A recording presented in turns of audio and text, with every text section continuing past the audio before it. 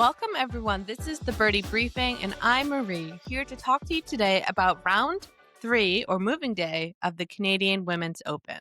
It was an exciting day. A lot happened, so let's get into it. I mean, really, I'm smiling because I'm so happy because she did it. Brooke Henderson has made her way into the tied for first position, which, if you have been listening to my other episodes, is what I wanted to happen. It's making for a very exciting final day. So Brooke Henderson, she's Canada's sweetheart. She was 65 for the day, which is a very low score for this course. She had 6 birdies, an eagle, and 2 bogeys. And that eagle, y'all, was something else. It was out of the bunker on 17. It was a par 4. Her first shot landed in the bunker, and her second shot, she got it out and into the hole. Very exciting. Gets her tied for that lead position. Brooke is, of course, the winningest pro golfer in Canadian history. She's had 13 wins on the LPGA Tour. So she hasn't won since 2023. But maybe today, maybe day 4 of the Women's Open is her day to take it home.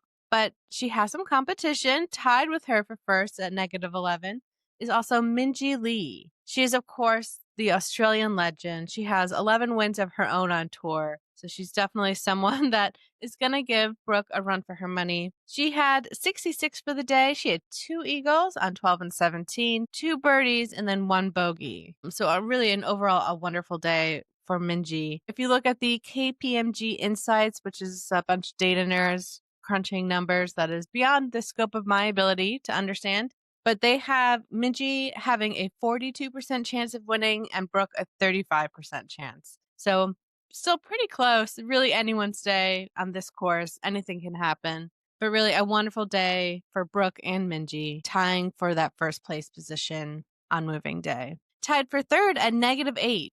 And you'll see that's 3 behind. So that's quite the lead that Minjee and Brooke have. But tied for third, we have 2 powerhouses who are definitely going to give Minjee and Brooke a run for their money. We have Jeeno Thitikul. Yes, that's right. The tie number 1 is tied for third at -8. She had a bit of a mixed day on moving day. She ended with 2 under at 69, but she had 5 birdies and 3 bogeys. So really one of those up and down days that we've been talking about happening on this course. Lots of bogeys.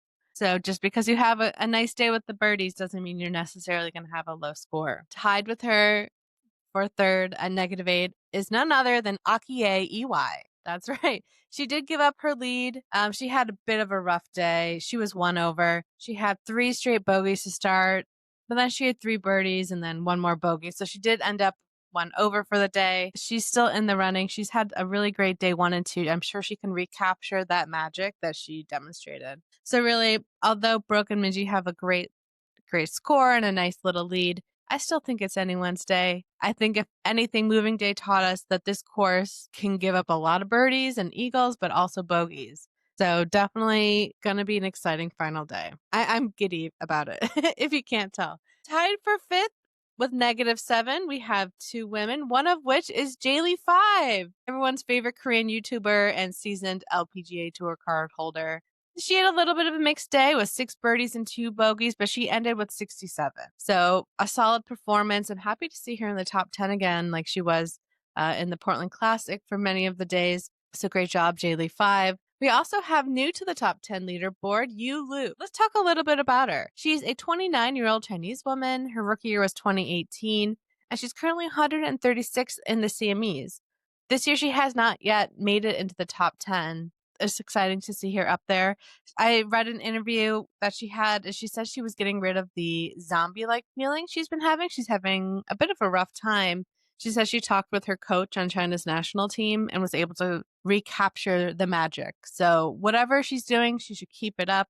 She had a good day. She had an eagle, 4 birdies, and 2 bogeys. So, definitely a great performance. This tour, she started with 72, but then has had 2 67s on round 2 and round 3. So if she can keep that up, she's definitely going to make it into the top 10. Well, I can't say definitely, but she has a good chance of making it into the top 10.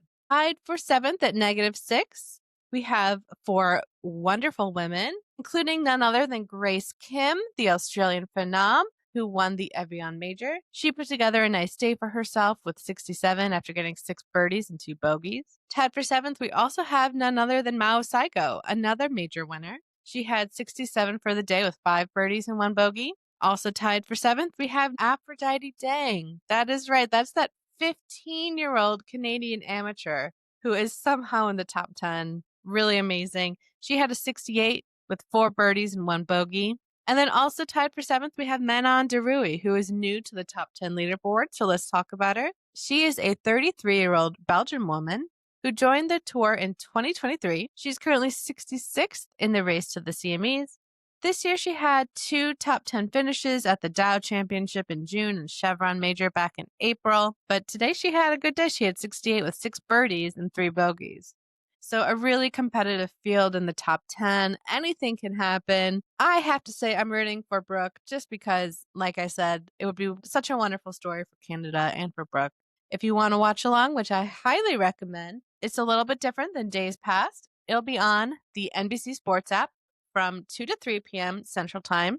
And then from 3 to 5 p.m. Central Time, the tour will be on CBS or Paramount Plus. So yes, that is network television. So for those of you who have not figured out how to stream the Golf Channel, just turn on your CBS and you should be able to watch the very end to see who wins. So tune in because it's going to be very exciting. And if you can't watch, you know I will be here recapping it for you over here on the Birdie Briefing. That's it. I'm out. I'll talk to you all soon.